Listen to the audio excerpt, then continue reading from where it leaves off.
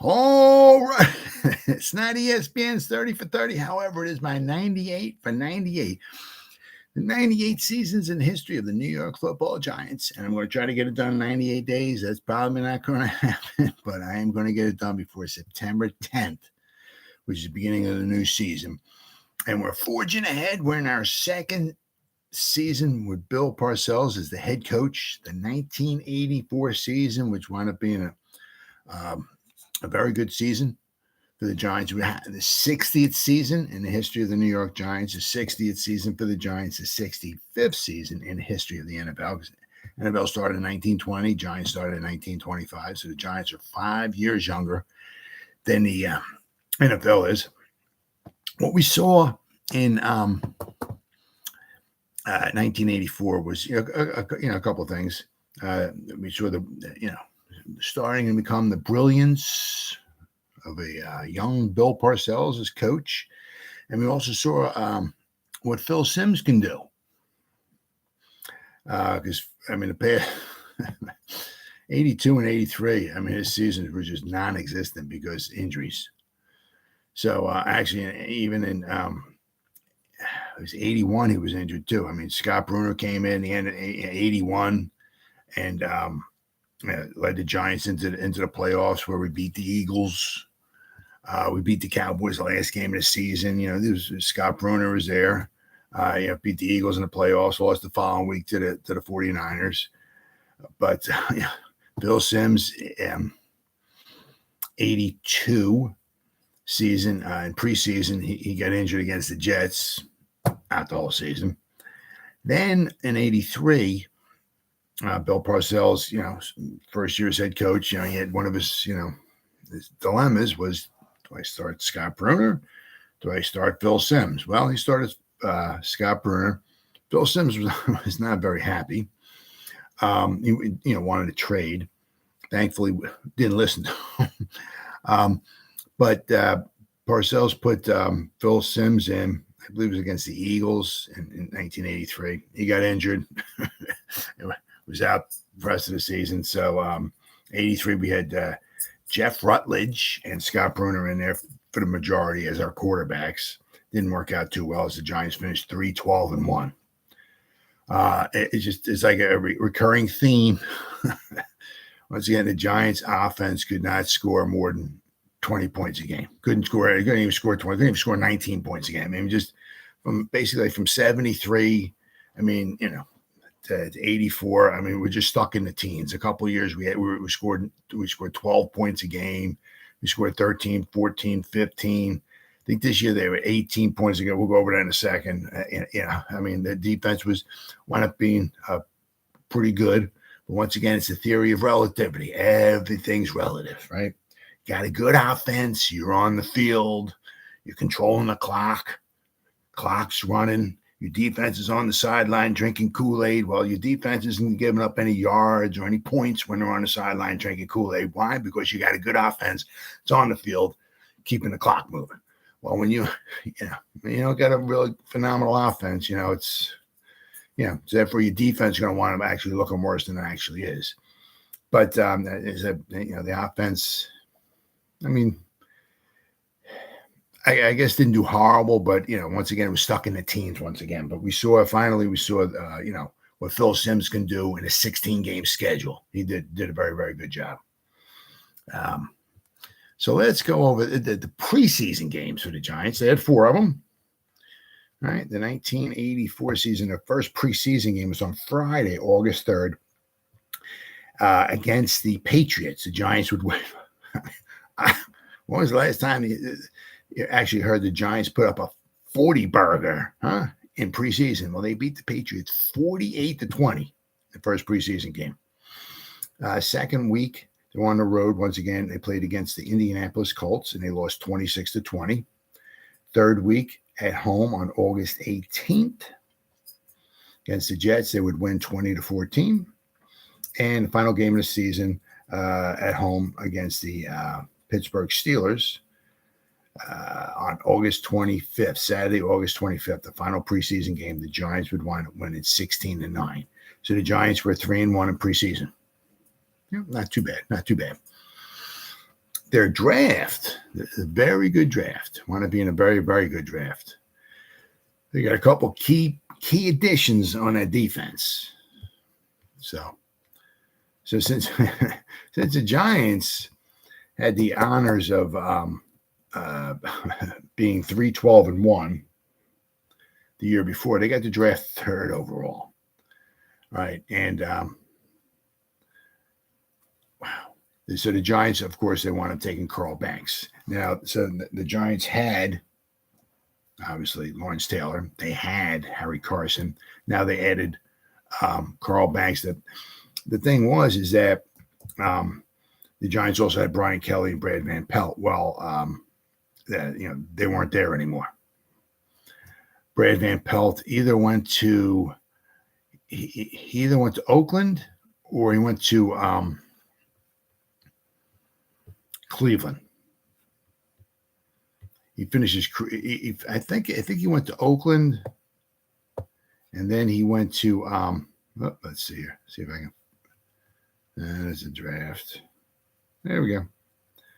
I know. Brad Van Pelt played 3 more seasons. In the this is Brian Kelly's final. Brian Kelly 83 was his final season. Let's see. He played. Okay. Brad Van Pelt went to the Raiders. He played 84 and 85 with the Raiders, and in 1986 he finished up his career with the Browns. So I mean, he had he played 14 seasons. It's a long time to be playing a linebacker. 1973 to 1986. So Brad Van Pelt had himself a really, really nice career, and he was a very good player for the Giants for a long time. Well, I said so. The Giants had their crunch bunch, their linebackers, right? They had Brian Kelly, Brad Van Pelt, Harry Carson, and of course some guy named by the name of Lawrence Taylor, right? Well, so they had to replace those guys, and I remember when they Brad Van Pelt was no longer there. Lawrence Taylor was not happy because Lawrence Taylor was on one side, Brad Van Pelt was on the other side, and Brad Van Pelt was very, very good at setting the edge and all of that. But when they drafted Carl Banks, got a little new fresh blood in there. Carl Banks, let me tell you what, the man could set an edge. He didn't get the notoriety that Harry Carson got or Lawrence Taylor did, the accolades or the Pro Bowls and all that stuff and everything. But Carl Banks was a very, very good outside linebacker. So in the first round, the Giants got Carl Banks. So now they got 3 of their 4 linebackers. We're going to go over number 4 in just a minute here. All right, so I just want to make sure, because I know there were some trades with the Giants. Yeah, okay, here we go. So the Giants traded with the Washington Redskins, oddly enough. They basically, the Giants jumped up. I guess they wanted to, I'm not sure who it was. Maybe they wanted to jump up in front of somebody. So the Giants had the 3rd pick in the 2nd round. Well, they jumped up 1, 2, 3, 4. They jumped up 4 spots. They traded with the Washington Redskins. They were the 2nd to last pick in the 1st round. They traded their second. Let's see here. So the Giants wound up drafting William Roberts. Wound up being a very good pick for the Giants. How long? Up. Let's see here. Wound up being a very, very good pick for the Giants. Let's see here. How long? William Roberts, 84 to 97. They weren't all with the Giants, though. I mean, played from – drafted him 84. He played till 1997. So he played with the Giants until 1994. So, he missed 1 season with that knee injury, but he played from 84 to 94. I mean, phenomenal career with the New York Giants. So the Giants traded with the Washington Redskins. They moved back up into the 1st round and took William Roberts, and they traded away basically their 2nd round pick. All right, so I know that the Giants did some wheeling and dealing this year. So I'm just trying to want to miss any of them. 3rd round, the Giants took Jeff Hostetler. Would we have won our 2nd Super Bowl without Jeff Hostetler? I don't know. Quite possibly not. If Phil Simms went down, if we did not have, quite possibly a running quarterback, somebody who could run away from the 49ers rush, from the Buffalo Bills rush, right? And be accurate enough to get the ball down the field, quite possibly without Jeff Hostetler, who many a time wanted to pack it in, as he just sat on the sideline, waiting in the wings for his chance to play, which hardly ever came, right? But thanks to this pick in the 3rd round, taking Jeff Hostetler, I think West Virginia, is that the college here? Yep, West Virginia. He was out of West Virginia. It's a phenomenal. I mean, the first 3 picks, William Roberts, but Carl Banks, Jeff Hostetler, absolutely phenomenal picks. All right, let's see here. Okay, nothing else around. I know because the Giants were in another trade or two. Round 4, they took Conrad Goody. Let's see here. He was a tackle, 84 to 87.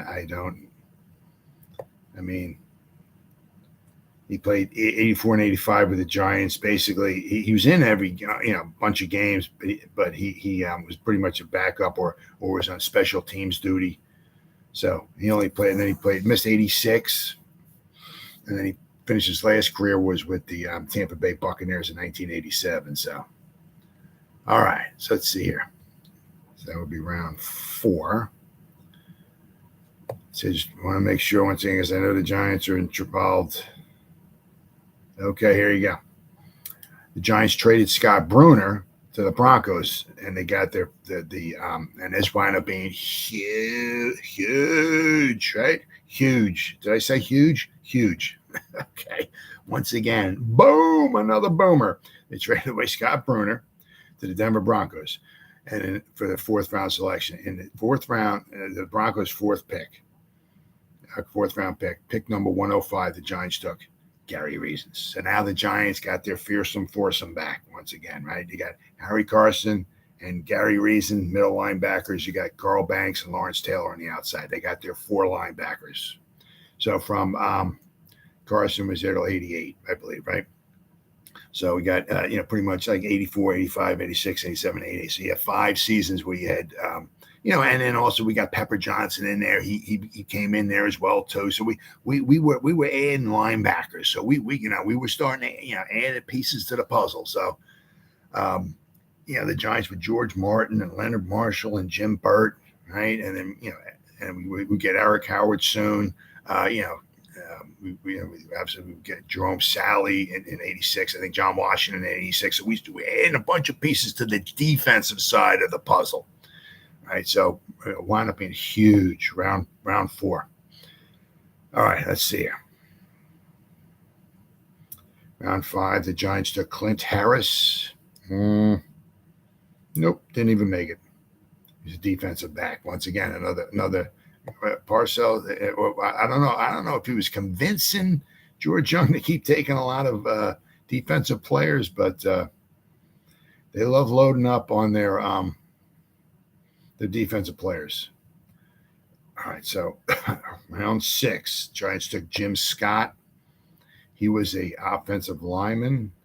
Oh, my bad. Defensive end, and he didn't even make it in the NFL. All right, so didn't get much out of their 6th round pick. Let's see today. Anything here? Anything? Nothing. Okay, round 7, the New York Giants took some guy by the name of Lionel Manuel. Another good pick. How long was Lionel with the Giants? Until 90, was it? 84 to 90. So, once again, a very, very good pick. Very solid pick. All right. And then, let's see here. And then I think that there was one more guy here that the Giants drafted that actually had a career. The Giants in round 8, they traded their pick to the Chargers. The Giants wound up with Pete Shaw from the Chargers, so they made a trade there. So that's where their 8th round selection went. All right, then the Giants. Jenkins. All right. The Giants traded their 11th round pick to the Oilers.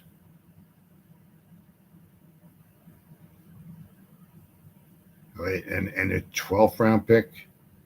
So let's see. I don't even think the Giants. Yeah.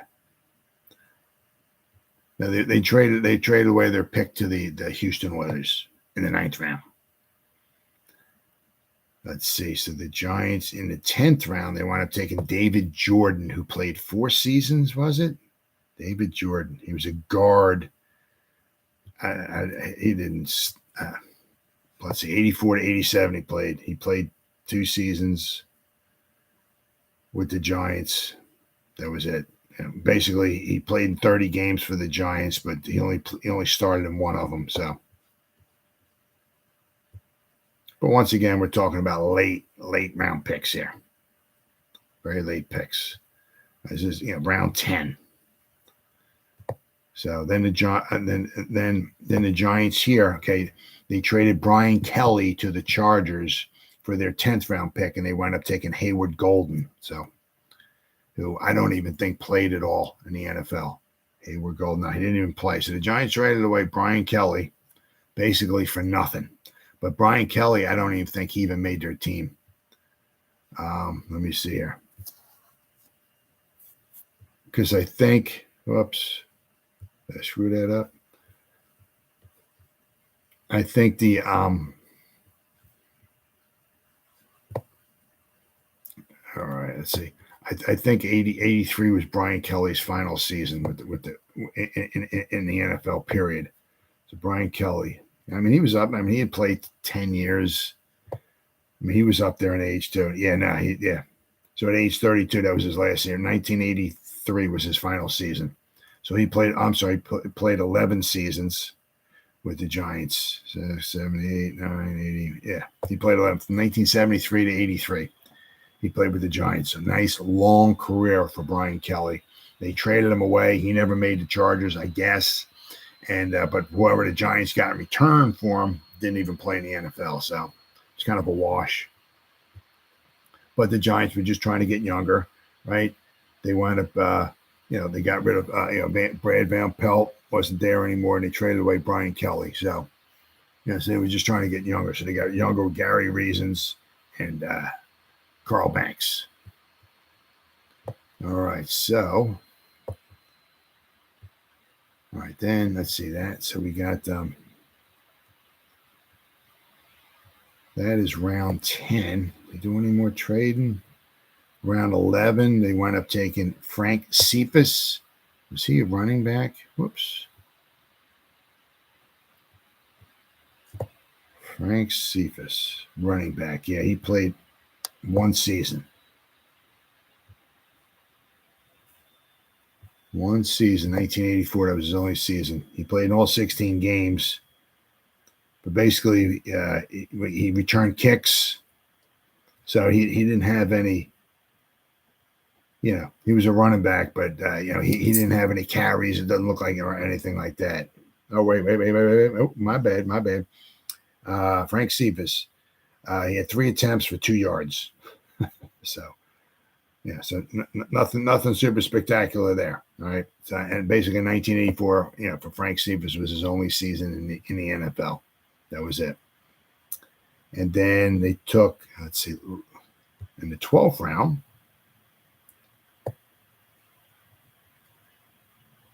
the Giants wound up selecting Lawrence Green with their final selection in the 12th round. And Lawrence Green was a linebacker from Chattanooga, and he never played in the NFL. But regardless, I mean, the Giants made some very good picks. The guys, that did wind up, for the most part, they did wind up making it to the NFL. I mean, they wound up getting some huge players, really help them down the line, which wound up being absolutely huge. So their draft was really, really key for not only this season, but for down the road. All right, so now the Giants, let's see here. The the Giants also, in the supplemental draft, they wound up taking Gary Zimmerman, who wound up as a Hall of Famer, but he did not want to play in New York, and so he never played for the Giants. But he was a tackle. He wound up being the Giants selected in the supplemental draft. They wound up selecting 3 guys. They took Gary Zimmerman, James Robinson, who was a defensive tackle, and Kirby Warren, who was another running back. James Robinson and Kirby Warren never played in the NFL, but however, Gary Zimmerman was a Hall of Fame offensive lineman. The Giants took him in a supplemental draft, but he never played for the New York Giants. He spent, was it his whole career with Minnesota? Oh, no, my bad. He spent 7 seasons with Minnesota, and then he finished up his career with the Broncos.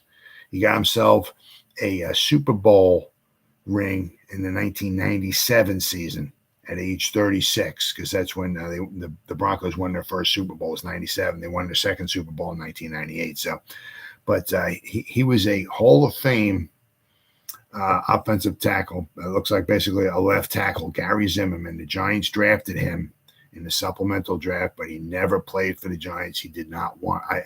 I don't know if it was the city, the organization. I'm not exactly sure, but he did not. I saw an article, or not an article, something on YouTube. I think it was a video, and he said he did not want to play either. I can't remember. It was either for New York or in New York, and he was right.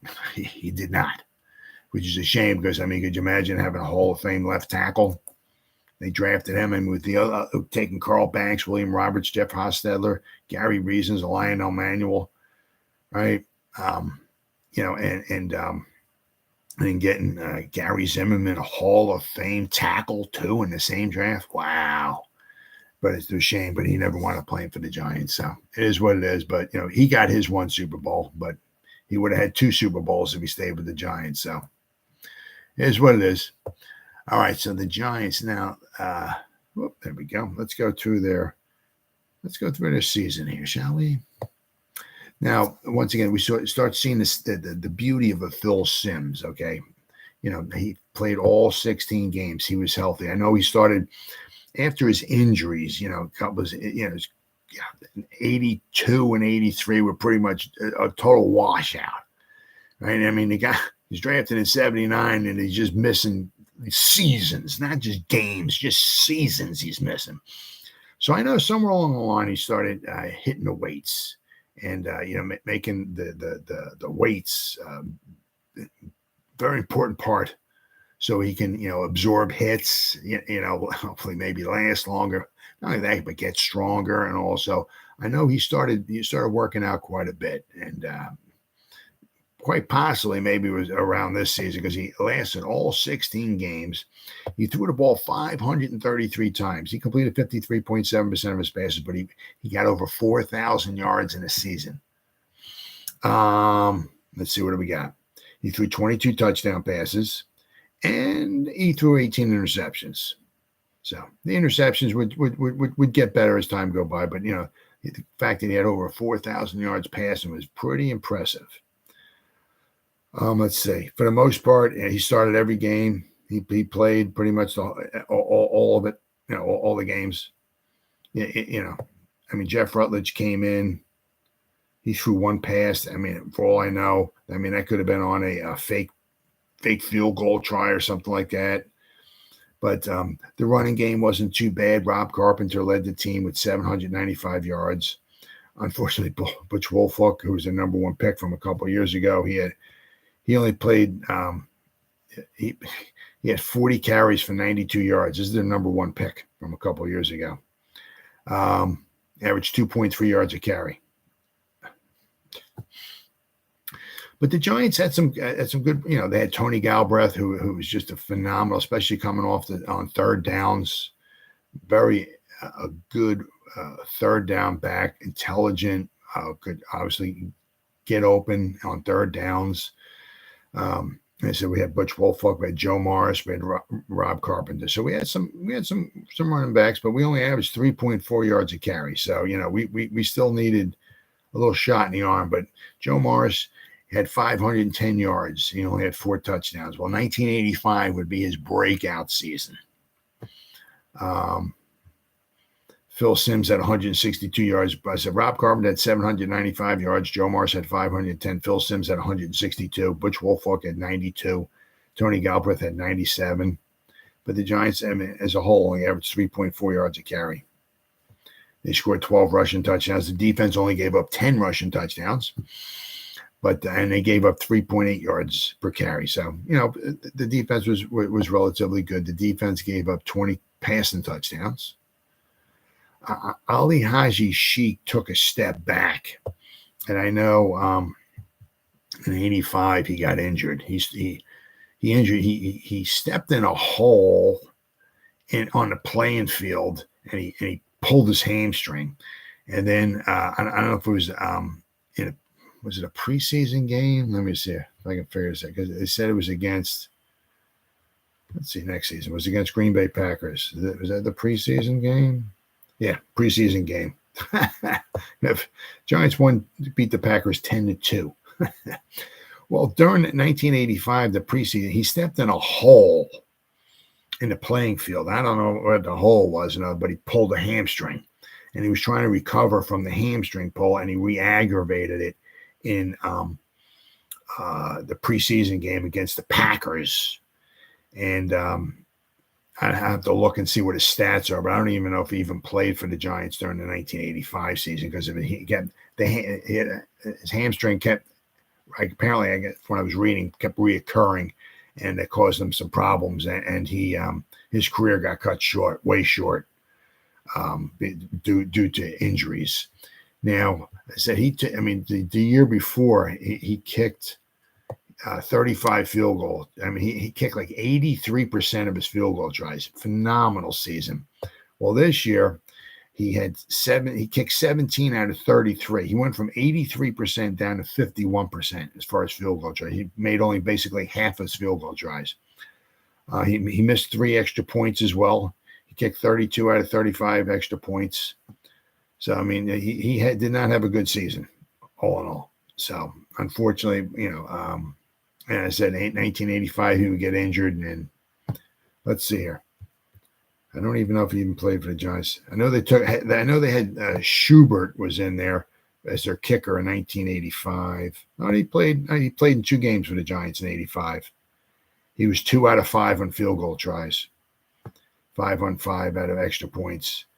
But said he was 35. Alijah Sheik was 35 out of 42, which set an NFL record for the most field goals kicked in a season with 35. He broke the old record by Jim Turner, but when Jim Turner did it, was in a 14-game schedule. Alijah Sheik did it in a 16-game schedule. But he kicked 35 field goals, 35 out of 42, 83% in 1983. 1984, he went down to 51%. He went down like 32% in his field goals. So he was 17 out of 33, just very, very, just poor. Very poor. In '86, he was with the Falcons, and then '87, he got himself a Super Bowl ring because the Washington Redskins won the '87 Super Bowl. The Giants won in '86, the Redskins won in '87. The Giants won in 1990, the Redskins won in 1991. So 1987, Alijah Sheik, he would have, I believe if he never got injured, it is what it is, but if he never got injured, he would have got himself a Super Bowl ring with the '86 Giants. Well, he wasn't with the '86 Giants because, of his injuries, but he did get himself a Super Bowl ring in 1987 with the Washington Redskins.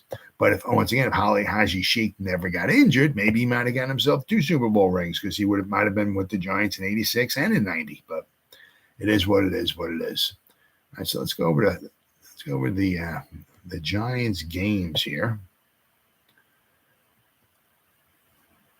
And they oddly, at the end of the season, they made themselves into the playoffs as a wild card team. Well, the NFC East was pretty good. 4 out of the 5 teams in the NFC East all had winning records. 3 of them wound up 9-7. The Rams were 10-6. The Rams got the first wild card team position, because the San Francisco 49ers, the 84 49er team was like one of the best football teams of all time, period. They were 15-1. So they won the NFC West. Well, the Rams were in second place. They 10-6, so they got the first wild card. Well, the three teams in the NFC East were the Cowboys, the Giants, and the Cardinals. All were tied at 9-7. Thankfully, the Giants got the tiebreaker. Let's see. We'll go with that real fast. Yeah, the Giants wound up winning the tiebreaker. They finished ahead of St. Louis and Dallas in the NFC East based on best head-to-head records. The Giants, when they played against the Cardinals and the Cowboys, were 3-1. They beat the Cowboys 2 times, and they split their series with the Cardinals. So the Giants went up 3-1. The Cardinals were 2-2, and the Cowboys were 1-3. So the Giants, due to head-to-head, wound up getting the nod, and they got the second wild card spot. Which wound up being huge. The Giants kind of, I guess, whatever you want to say, not so much limped into the playoffs, but they were 9-5. They lost their last 2 games and finished at 9-7, but they were 9-5 at one point. So the Giants started the first game of the season. They played the Eagles at home. They won 28-27. Giants are 1-0. Second game of the season, the Giants, I think Dallas Cowboys come to town. The Giants whoop up on them, although they were outgained by quite a bit. The Giants wind up winning 28-7. So now the Giants are 2-0. So this is, they were 3-1 in preseason, 2-0 to start the regular season. So, looking pretty good, especially after they finished 3-12-1 in 1983. Well, they would get their first loss of the season, playing against the Washington Redskins. The Redskins was a very good team, very, very good team. I mean, 82, they went to the Super Bowl. 83, they went to the Super Bowl. I'm sorry, 82, the Redskins won the Super Bowl. 83, they went to the Super Bowl. 87, they won the Super Bowl. 91, they won the Super Bowl. So the Redskins had a couple of down years in the late 70s, but early 80s. But once 82 rolled around, they were good. They were a good team for like the next 10 years or so. So the week 3, the Tampa Bay Buccaneers came to town. The Giants would prevail 17-14. So now the Giants are 3-1. Well, the Giants would kind of go nip and tuck back and forth for a while, right? They were 3-1. They would lose their next 2 games to go 3-3. They would lose to the Rams 33-12, and then they would lose to the 49ers 31-10. Now, once again, the 49ers are a very good team, one of the best teams in NFL history in 1984. So then the Giants are 3-3. But in that Rams game, boy, I'll tell you, if you ever watch the highlights of that on YouTube, just type in maybe 1984 Giants at Rams or whatever. Then the whole game is up there. I mean, just an absolute embarrassment. I mean, the way the Rams, especially their defensive line, handled the Giants' offense. The Giants had 8 yards rushing. 8. How many carries did they have? Just absolutely gutless, pathetic performance by the offensive line. Absolutely. I mean, we're not talking like the fearsome foursome or anything like that. I mean, the Rams had some good players, but I mean, they had Jack Youngblood, who was like in his 14th season, making tackles out there. It was just absolutely gutless, pathetic blocking by the Giants offense. They ran the ball 13 times, got 8 yards. Absolutely. Phil Simms got sacked 5 times. I mean, just a gutless, pathetic performance by the Giants. Absolutely horrible. They lost 33-12. But what made this game, this was also the goalpost game. The Mike Lansford kicked a 33-yard field goal, and then they went to a commercial break. They came back, and I don't know, Vince Scully, was he calling the game? Does that say who's? No, it didn't say who called the game.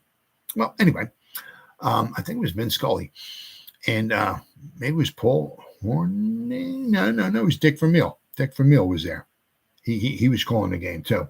Maybe it was Vince Scully and Dick Vermeil. But anyway, they went to commercial break. They came back. The one goalpost was laying on its side because I think there's like a clamp or so that holds the goalpost upright, and I guess it came loose or whatever. So when it came back, the goalpost was laying on the field on its side.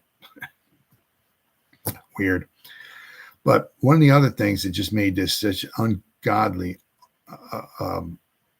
gutless, pathetic, really embarrassing. This is one of the worst games I've ever seen as far as just like being the Rams didn't like walk up and down the field and all of that. I mean, they didn't have a really phenomenal offensive game, but it was just horrible offensive line play. It was just an absolute embarrassment.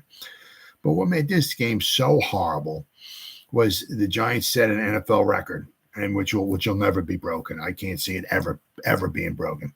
The Giants had they gave up 3 safeties in this game, 3, which at the time, I said I think it was Vince Scully was talking about it, and you can hear him talking about it. We got to go in. Well, actually, after they gave up their second safety, they're like, well, we have to go back into the record books to see, what the record is and this, that, and the other thing and all. And so the Giants gave up their third safety. And then they're like, we got to look in the record books. And nope, that 3 safeties in one game, that's a record. That's a new NFL record, blah, blah, blah, blah, blah. So, I mean, you give up 3 safeties in one game. There was 2 blocked punts, and Phil Simms got sacked in the end zone. Phil Simms also almost got sacked another time in the end zone, but the guy came up. I can't remember who it was. Phil Simms was in the end zone. The guy came, I think, on a blitz. I think it was a linebacker. Phil Simms the guy came high. Phil Simms ducked down. I think the guy went over him. But if the guy went low and took him like maybe around his waist or so, he probably would have sacked Phil Simms in the end zone. It probably might have been the 4th safety in a game. Absolutely pathetic. But what made this just so incredibly, unbelievably gutless, pathetic was the 3 safeties all came in the same quarter. They gave up 3 safeties in the third quarter. It's just unbelievable. Absolute. The 2 block punts, and Phil Simms, he threw the ball, but the ref said he was like in the grasp, But Phil Simms took his helmet off, was arguing with the ref that he threw the ball in a direction, I think to a receiver, whatever it was. But I think that the ref said he was in the grasp. But you give up 3 safeties in one quarter. I mean, that is unbelievably pathetic. Absolutely. It was just a horrible game to watch, especially when they had the offense. They just couldn't block anybody. It's horrible. Absolutely horrible. All right. So anyway, then the Giants are 3-3. They would go on the road and it would beat the Falcons 19-7. Now the Giants are 4-3. As I said, they're just going back and forth. They were 3-1. Now they're 3-3. The Giants won against the Falcons 19-7. Now they're 4-3. Then they would play in Philadelphia against the Eagles. They would lose 24-10. Now they're 4-4. Then they would play the Redskins, and they would beat the Redskins 37-13, which wound up being, it was a huge game. I mean, because the Redskins were so good. But the Giants actually scored 37 points against the Redskins. So 37-13, the Giants beat the Redskins at home. So now the Giants are 5-4. All right. And then the Giants actually went back-to-back games. They went to Dallas. They beat the Cowboys 19-7. I mean, this is like, we gave up 14 points in 2 games to the Cowboys. We beat them 28-7, and now we beat them 19-7. 14 points. I mean, that's big time. Holding the Cowboys to 14 points in 2 games. So after the Giants beat the Cowboys in Week 10 on the road in Dallas, 19-7, now the Giants are 6-4. The following week, the Giants would play in Tampa Bay. They would lose 20-17. Now they're 6-5. Then the following week, the St. Louis Cardinals would come to town in a very important game. The Giants would wind up winning 16-10. So now the Giants are 7-5. But what the Giants didn't know it at the time, but that was one of the key, maybe the key game, period, that got the Giants into the playoffs because they beat the Cardinals 16-10. Because later on, a couple games later, they would lose to the Cardinals because these head-to-head games were very, very important. So after the Giants beat the Cardinals 16-10 on Sunday, November 18th, the Giants were 7-5. The following week, the Giants would beat the Kansas City Chiefs at home 28-27. Now the Giants are 8-5. Then we had December 2nd, the Jets. The Giants played the Jets, and they would win 20-10. So now the Giants are 9-5. So then basically they went up 9-7, but because of the tiebreaker, they beat the Cowboys twice, they beat the Cardinals once, they lost to the Cardinals one time. which was the next game. They played Sunday, December 9th. They played the Cardinals in St. Louis. They would lose 31-21. So they would finish their head-to-head with the Cowboys and the Cardinals. They were both at 3-1. So the Giants were 9-6. In the final game of the season, they played against the New Orleans Saints at home. They lost 10-3. We'll see these last three games. Offense was not in the cards for the Giants, shall we say? They lost 10-3 at home to the Saints. I forgot how many. Phil Simms guys. What did he get sacked? How many times here? He got sacked 7 times. They lost 51 yards. He got sacked 7 times against the Saints. I mean, it's grand total 76 passing yards against the Saints in the last game of the season. So the Giants lost 10-3. So they finished 9-7. But due to the tiebreaker, the Giants found themselves in the wild card game against the Rams. So let's go to the 1984 season here. We'll go over the AFC, right? The AFC, Miami Dolphins with some guy, young lad by the name of Dan Marino. Maybe you heard of him. They were 14-2. He scored 513 points. Absolutely phenomenal. I mean, my God, he was so good. Whew, man, that guy could just chuck a ball. Holy cow. So they were 14-2. They won the AFC East. The AFC Central, the Pittsburgh Steelers won. They were 9-7. In the AFC West, the Broncos won with a record of 13-3. And the Seattle Seahawks were 12-4. And then the Los Angeles Raiders were 11-5. I mean, what a division. Even the two teams below, the Chiefs were 8-8 and the Chargers were 7-9. So they had one team that was under 500. And that was only by they were 7-9. But I mean, the top three teams, they were 13-3, 12-4, and 11-5. What a division. Holy cow. So that set up the Seahawks and the Raiders were the wild card teams. All right. So on wild card weekend, Seattle beat the Raiders 13-7, sending them into the second round to the divisional round. So in the divisional round, Miami beat the Seahawks 31-10, and Pittsburgh Steelers beat the Denver Broncos 24-17, which set up the championship game between the Dolphins and the Steelers, and the Dolphins just went off. I mean, Marino had a phenomenal game. They won 45-28. What a shootout, huh? So that sent the Miami Dolphins and Dan Marino to the Super Bowl. Well, in the NFC, right, where the Giants held on it, the Redskins were the cream of the crop in the NFC East. They were 11-5. Then the Giants wound up winning the tiebreaker against the Cardinals and the Cowboys due to the head-to-head record. The Giants went, as I said, played the Cardinals and the Cowboys. The Giants were 3-1 in those games. The Cardinals were 2-2 and the Cowboys were 1-3. So the Giants won the tiebreaker at 9-7. So they got the one wild card spot. In the NFC Central, the Chicago Bears won that division with a record of 10-6.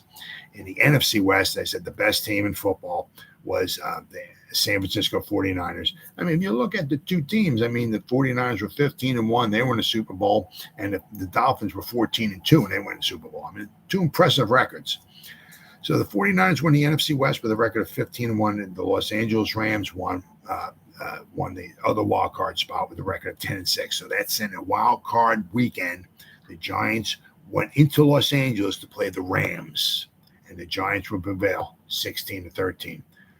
The Giants won, it was not shall we say, a phenomenal offensive output by the Giants. They had 192 total yards. I mean, once again, 40 yards rushing. I mean, but there was a fumble by Eric Dickerson early on. I think he had a cast on his one hand, and in the one fumble early on, which I believe set up the Giants their one touchdown. He fumbled the ball because I think he had the ball in the hand with his cast. So the Giants were up 3-0, and then Rob Carpenter scored a touchdown to put them up 10-0. Then the Rams kicked the field goal in the second quarter to make it 10-3. So at halftime it was 10. Giants were winning 10-3. Then the Giants, Alijah Sheik kicked another field goal to put them up 13-3. Then Eric Dickerson scored on a touchdown to make it 13-10. Then in the third quarter, Alijah Sheik would kick on another field goal and make it 16 at them. And Mike Lansford would kick a 22-yard field goal in the fourth quarter to make it 16-13. And the Giants hung on for the victory. But I mean, their offense was just not good at all. What do they have here? 16 first downs. They ran the ball 27 times for 40 yards. So basically, the two games against the Rams, the Giants ran the ball 40 times for 48 yards in those two games. Just unbelievable. Phil Simms got sacked 4 times. I mean, they had 192 total yards of offense, and they wound up winning. But they didn't have any turnovers, which wound up being huge. The turnovers that the Rams had 2 turnovers that wound up being huge for the Giants. I said the Eric Dickerson fumble led the points for the Giants, which wound up being the margin of victory for the Giants. So that wound up being huge. So then the Giants after that in the divisional round. There we go here. Division round. So in the second round of the playoffs, Chicago would go to Washington, and they would beat the Washington 23-19. The Giants would play the 49ers, and once again, the 49ers would win 21-10 over the Giants in the divisional round. The only touchdown the Giants had was Harry Carson picked the pass off from Joe Montana and ran it in. Wasn't very far out. I know the 49ers were backed up by their goal line. Was Harry Carson 14-yard interception return to make it 14-10. It was 14-0 at halftime. Actually, there was no scoring in the second half at all. The Giants kicked the field goal to make it 14-3. Harry Carson picked the pass off to make it 14-10, and then Freddie Solomon had a 29-yard touchdown reception from Joe Montana. Put the 49ers up 21-10 at halftime, and nobody scored in the second half. I mean, but the Giants' offense was they had 18 first downs, but I mean, Phil Simms, let's see. He had 2 interceptions. The Giants lost a fumble. The Giants had 260 yards of offense. The 49ers had 412. Giants ran the ball 25 times for 87 yards. Nothing impressive at all. I mean, Phil Simms was 25 out of 44 for 218 yards, but he got sacked 6 times for minus 45 yards. Just once again, their offense was just not good. Not good enough to get it done, especially against the 49ers, who are just a phenomenal team. And I said, one of the greatest teams in NFL history in 1984. So in the championship game, the 49ers would beat the Chicago Bears 23-0 in the championship game. Things would get switched around. It'd be very interesting because in the following season, Chicago would go back out, because we're talking next season, 1985, we're talking about. Let's not forget the 15-1 Chicago Bears. So very interesting. I forgot what it was. It was early in the season. The Chicago Bears went out and played San Francisco in San Francisco once again. So the 49ers won this championship game 23-0, but the following season, the Chicago Bears would shut out the let's see here. I don't even know if I'll be able to get this, but they would go and shut out, exact their revenge on the Chicago Bears. Let's see if I can pick this up. Okay, here we go. Next season. All right, let's see.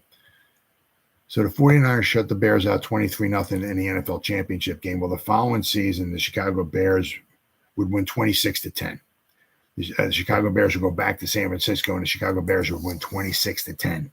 So the Bears were a formidable force in the 1985 season, but this is the 1984 season. So we're going to go over the Super Bowl, which wasn't much of a Super Bowl. I mean, the Dolphins actually early on were winning. Uwe Shaman, one of my favorite names of all time, kicked the field goal for the Dolphins in the Super Bowl, put them up 3-0. Then the 49ers, Carl Monroe, remember him? I don't. He caught a 33-yard pass from Joe Montana, and the 49ers were up 7-3. Then Dan Johnson, remember him? I don't. He caught a 2-yard pass from Dan Marino. So the Dolphins were up 10-7 at one point. Let's say in the first quarter, a lot of scoring. A lot of scoring. It was 54 points were scored in the Super Bowl. But then was it 3 straight touchdowns. The 49ers scored 3 straight touchdowns in the second quarter. They were up 28-10. The Dolphins closed it to 28-16. They kicked 2 field goals before halftime. So it was 28-16 at halftime.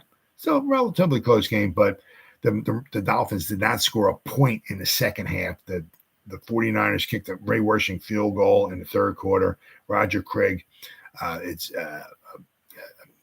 you ever see him catching the ball and running it into the end zone, there's highlights of that, which I've seen a dozen times. Scoring and making it 38-16 late in the third quarter, and there's no scoring in the fourth quarter. The 49ers had 31 first downs. They had 537 yards of offense. I mean, absolutely. The one thing that cursed Dan Marino pretty much his whole career was the running game, or lack thereof, shall I say. They relied a lot on him. Well, in the Super Bowl, the 49ers ran the ball 40 times with 211 yards, 5 yards a carry, over 5 yards a carry. Well, the Miami Dolphins, they had ran the ball 9 times for 25 yards. So basically, it was all on Dan Marino.